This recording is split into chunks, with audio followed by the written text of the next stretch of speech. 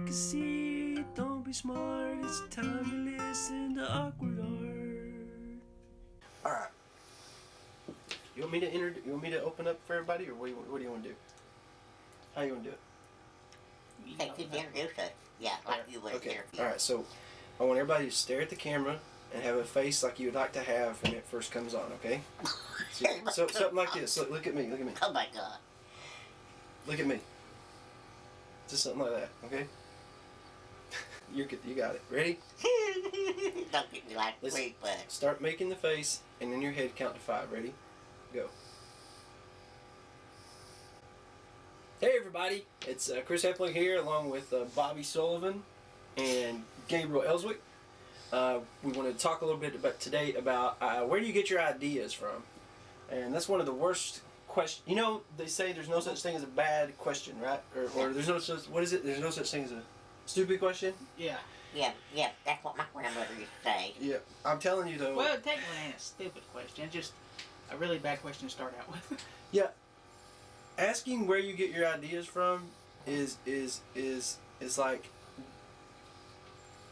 everywhere, right? Mm-hmm. I mean, where don't you get your ideas, right? Right. Everybody's different. So, Everybody's got ideas going in their head.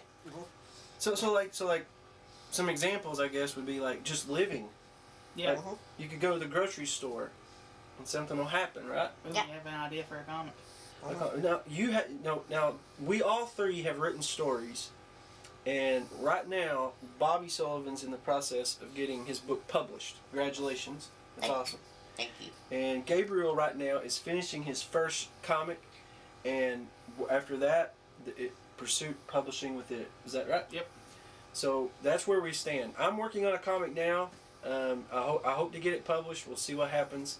But we're all creators, and I've published before, and I've also been published. So we all have ideas, and we generate ideas. So that's kind of what we want to talk about. And that's what makes it interesting when everybody has different ideas. So where are some places that motivated you for your story? So what actually motivated me to do it? Yeah, what's the title is Verl the Squirrel. Yeah, not so simple world. Oh, I'm sorry. Squirrel. It's the not so simple world World of squirrel. of Verl the Squirrel. Yeah. So where did you? I love the story Thank you. because Thank I you. illustrated your book. Yeah, of course. Yeah, you made So- the pictures come alive. You know, I came up with the story for you, and you made the illustrations come alive. Yeah. Well, your story it was great to illustrate because you. I just want to know though. We've talked about this. Where'd you get your idea from? What I got it from? Yeah. Well, you know how the world is not so simple, and we all have challenges, but sometimes we don't really realize what our challenge is. And then other people have more challenges than we realized at the time. So this little guy had challenges in my story, and I personally, on personal note, had challenges too, but that's basically what it was, you know. Just seeing the different challenges of different people, and the story will bring out different elements. He had come up with different limitations and stuff. The whole world's like that, Oh yeah. but people don't realize that. No, that's I love it. And you know what? I don't think there's a book out there that really captures relating someone's challenges to another person who do not share those same challenges. Yeah, does that make sense? Yeah, that's, It's a beautiful book, and thank you. Verl's a little squirrel, and he goes to a high school with a lot of big animals. So it's a beautiful book. Thank you. Gabe, what about you? Tell us a little bit about your story.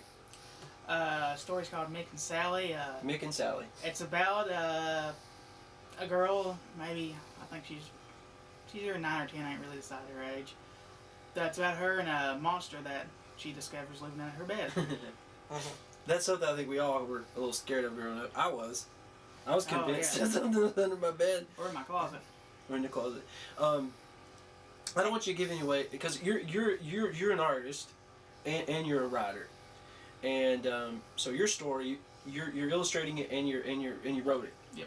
So I don't know a lot about it. I shared we had a comic class at UPike, and I was a what was I, like a guest instructor. And in that comic class, you brought in a few pages of Mick and Sally. It's beautiful. It reminds me of Hanna-Barbera and maybe Goosebumps, or not Goosebumps, but I want to say like, oh goodness, there's another. It's an amazing style. It's really cool stuff. So I don't want you to give the plot away, but does the girl end up becoming friends with them? No, you don't have to say that. That's probably really Yeah, bad. what is it?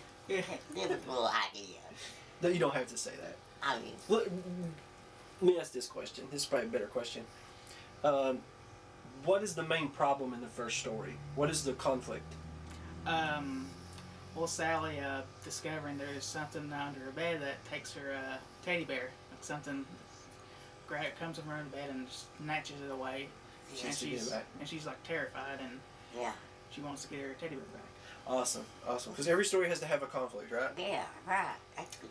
And then you have to have the parts of a story that we talk about a lot is you have your rising action, right? So building up to the conflict, you have a protagonist, you have an antagonist, your Yeah. setting. That's all important. So when you get an idea, it could be something. So is that something you thought of as your childhood? Did you the monsters and things? Was that something? How did you get the idea for it?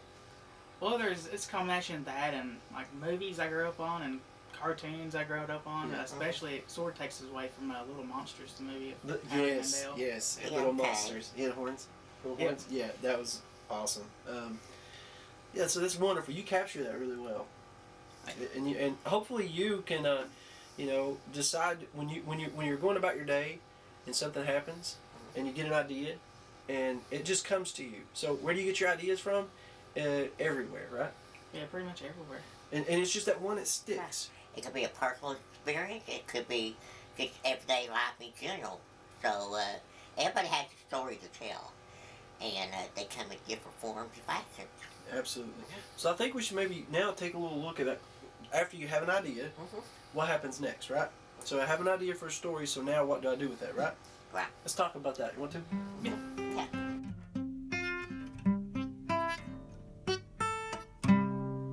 All right, so we're talking about ideas, and we're talking about what happens after you have an idea. Usually what happens is you write it down, right? I mean, I write mine. But then the process, though, of doing that is very interesting, and we all share the same process, sort of. Wouldn't you say? Yeah. Sort of. Yeah. Sort of. I mean, there's no like wrong way or right way to do it, right? Mm-mm. Okay. So we're going to take a look at actually our projects and show you a little bit about how this works. So first off, we're going to actually bring in this. This is a Wacom or Wacom or however you say it tablet. I think it's Wacom. Wacom, thank you. Wacom. Wacom. So Wacom. This is a Wacom tablet. We're going to be using this to That's show. with a W. Yeah. So Okay. Okay. Okay, you threw me off for a second. Okay. Hard Okay, at me. no, absolutely. This is the device we're using. Okay, so when we cut screen and you see this, so when I'm drawing with a stylus. So if you don't see my hand moving, it's not magic, I promise. It's just this really, really fancy tablet that I don't own. It's on loan to me. I'll just go ahead and tell you that, but I love it. Okay, so anyway, let's go ahead now and take a look at process. Now, Bobby, whenever you have an idea, you write it down usually, right? Yeah. Gabe, what about you? Where do you start with an idea? Start? Yeah. I usually, sometimes I do rough sketches or Rough sketches? like my story I just started writing Okay. to see where it will go to. So you start at this point and then you move out and you start adding little things to your idea, right? Yep. You build from it. So this actually could be a setting. Let's say you really like the ocean.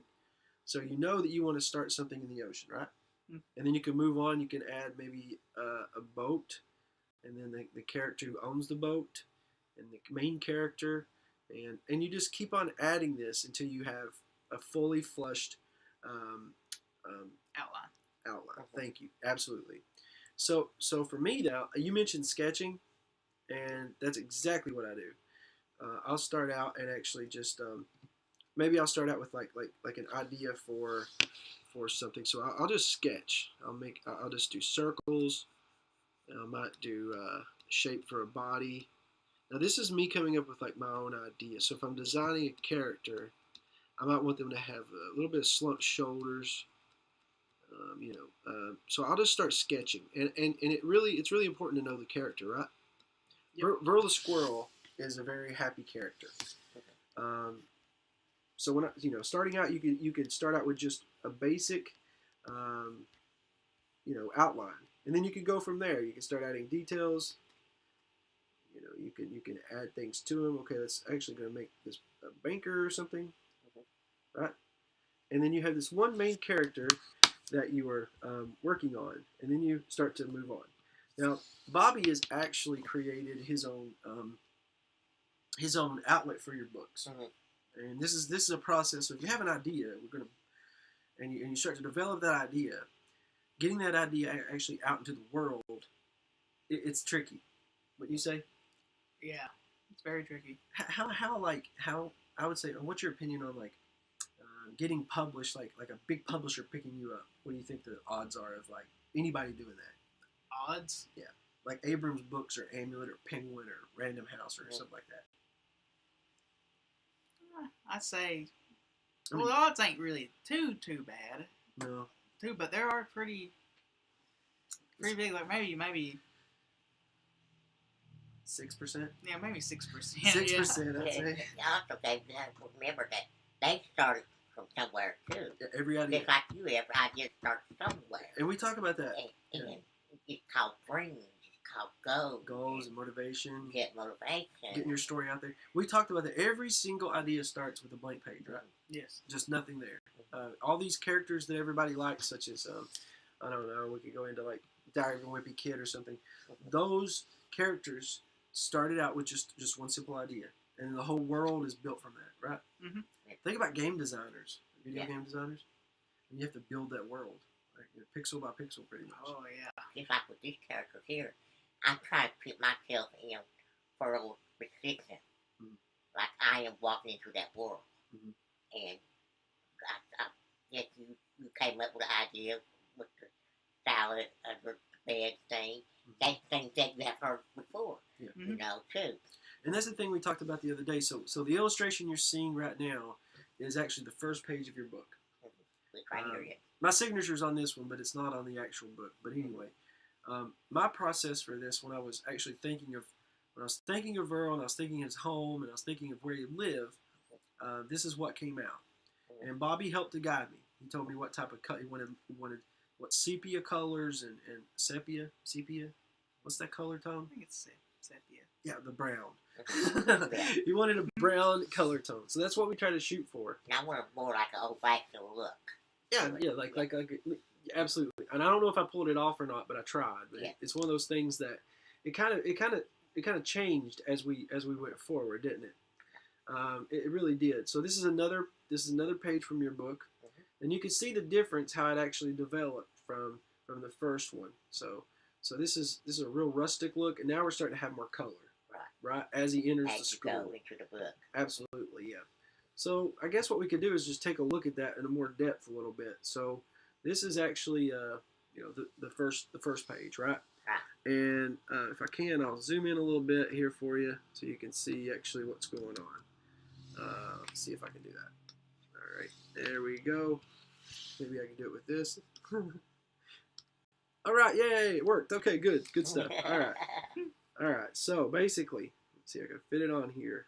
All right, there we go. So when I started out working on this, I started out with a simple kind of idea of there being this tree. So I'd actually sketch this tree out first, and I sketched the roots and add these kind of bends in the tree. I didn't want just a straight tree, so I just started out drawing the tree, and once I had the tree, I started to develop things from it, so the characters moving out and everything like that. So design comes from one central point, right? It could come from anything really. I mean, it's one of those things that you don't really know where it comes from, do you? No. So for like Mick and Sally, it's like one of those things. Where did you start out with your characters drawing them? I just went around and started looking at other characters and stuff. Yes. Drew from that. Yes, I do that. Yeah. So you came up with your actual own characters with that too, right? The characters are the first thing I did. That's what actually kept going. The story kept going forward. Characters came before the actual story did. Yeah, that happens, don't it? Yep. Yeah, because you have to. Once you have like a character, you can build it from there, can't you? well, he had a character, Virl. So moving from that, we had to kind of figure out, how do we show this now? And how many people we want into that story. That was one of my hardest part was how many aspects did I want in it story with not make it too much either, You have to have supporting characters. Yeah. And that helps build the plot. Yeah. Right? Are there supporting characters in your story? Yeah, there's actually only two. Her Two. mom Well, and dad. well, the whole world can be built from that. Yeah, really. It really can. And it doesn't have to be one certain thing. Okay. Hey, Bobby, for your story, why'd you pick a squirrel for the main character?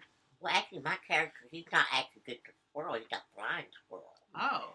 He has special features about him that's going to help in the long run of the story. Reason why is because he's little, he's active, and he's much littler than the other animals. So I was a little guy when I was in high school. Everybody else was bigger than me. So I kind of put myself into his position. Oh. Yeah, Yeah, cool. and he does it because I love the fact that all the other animals thinks he's just a squirrel, and they don't know he's a flying squirrel, right? No. I don't want to give too much away of the story, That's it. but all right, I'm gonna shut up. Yeah. All right. So anyway, let's keep going, and I'd like to look a little bit about Gabe's process now. Okay. This isn't a finished piece. No. Okay. And if you notice the yellow, that's what happened is there was a shadow in this picture. This is a photograph, not a scan. And what we did is we took Photoshop and lightened it up, and then the shadow turned from brown into the yellow. But I really like the style of the picture, the I like panel look.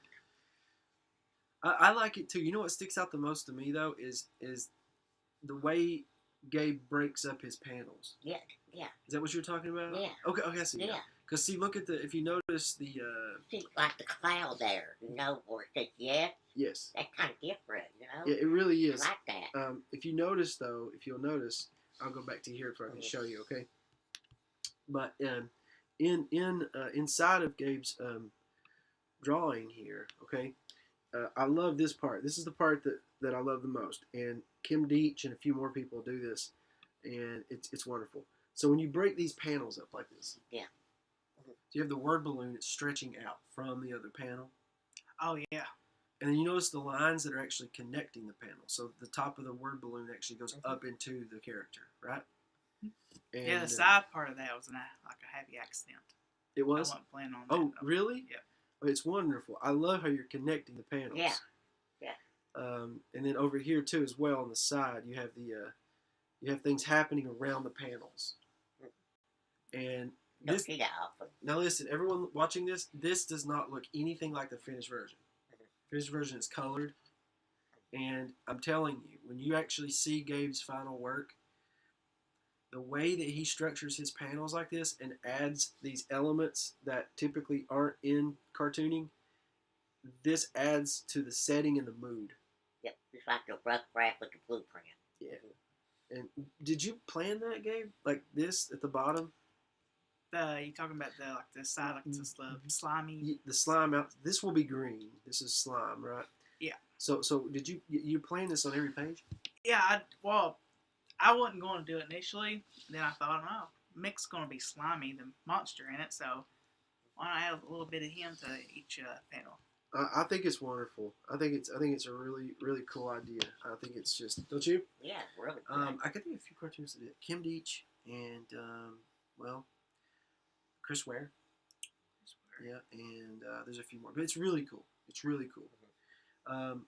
I guess when we're talking about where you get your ideas from, and then moving into actually taking those ideas and putting that into something, the next we'll look at a step that I've done recently too. So this is actually a finished watercolor piece for an author in Glasgow, Kentucky. Her name's Peggy Goodman. Now, what you're looking at is actually 2 pages. So if you notice, it's kind of long. Yeah. It's It's like a widespread. Yeah. So it's like 2 pages. So you open the book up, Yeah. and then there's 2 Yeah. pages. So not only do you have to take, now the hardest thing is taking someone else's idea and trying to show that. Yep. And it's hard. Mhm. I mean, because I can't be in your head, Right. and I can't be in your head. Right. So that process is very difficult, but it's doable. And you have to sketch. You have to show the author or the publisher what you've done. Right. They may say they like it and don't like it. Sort of like what you've done. Remember, Yeah. we worked together. We Right. collaborated. Yeah. And it's the same process. Yeah. So in this, though, when I planned this page, what I did is... It's sharing ideas and make it come alive more. You know, when you work with the editor, with the illustrator and the author. Yeah, it's so true, man. But I try to add these little details in. Like, okay, for instance, this character here, right? She described what she looked like a little bit to me, not a whole lot. Yeah. And then she described the table. She told me what she wanted on the table. That's Yeah. good. So I added. Now what I Yeah. did, if you notice something, and I'm not going to show many pages from this book because it's coming out soon, but way here in the back, you see the little boy playing with the dinosaur? Yeah. Now this isn't a very good resolution, but I added this in a lot of the pages. Oh. So And it's, what, but, the dinosaur. Okay. So the kids are playing in the background with yeah, the dinosaur. right. And then, in another page, the boy with the glasses has the dinosaur, and so on and so forth. So that's something that I just added to it, and, yeah. They want to focus on. We don't know what the idea is, but that's why it's good to work together to share those ideas. Absolutely. Mhm.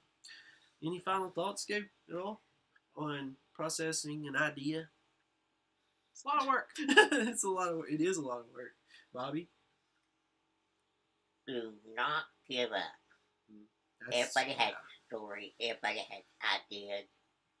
Make them known. Don't be afraid to chase your dreams. Being an editor, an author, or an illustrator. Absolutely. We thank you all for watching. I hope this was informative. Maybe it's a little bit, I don't know, maybe it's funny. Hope we made some, I know none of us are actually like comedians, but We just want to share our thoughts with you Yeah. for today Yeah. and to encourage you. absolutely. So keep on. I mean, you take your idea and develop it and see what happens, right? There you go. All right, so Good job, guys. good job. Yeah. So if anybody actually wants to contact us, here's our contact information. Any questions that you have, if you're someone who's developing a story, you want to get it published. If you're someone who is maybe a micro publisher, small publisher, you're wanting to start a publishing company, which is doable. You can email questions to any of us, and we'll try to help you. And also, we offer services too. So Yeah. if you need an illustrator, there's a couple of guys here who can illustrate. And if you need someone to read your story and proofread, Yeah. Bobby will absolutely do that and give you solid advice and solid critique. So thank you all again for tuning in today and watching the video. We really appreciate it if you subscribe to the channel. Yeah. All right. So until next time, keep it up, right? Yeah. All right. Thank you for watching. Thank you. Take a seat, don't be smart. It's time to listen to Awkward Art. I think that was good, don't you? Pretty good. Bobby, where do you get your ideas from, for real? Well, where you been for the last 30 minutes? We've been talking about it. Actually, I think it's last 40 minutes. Where you been?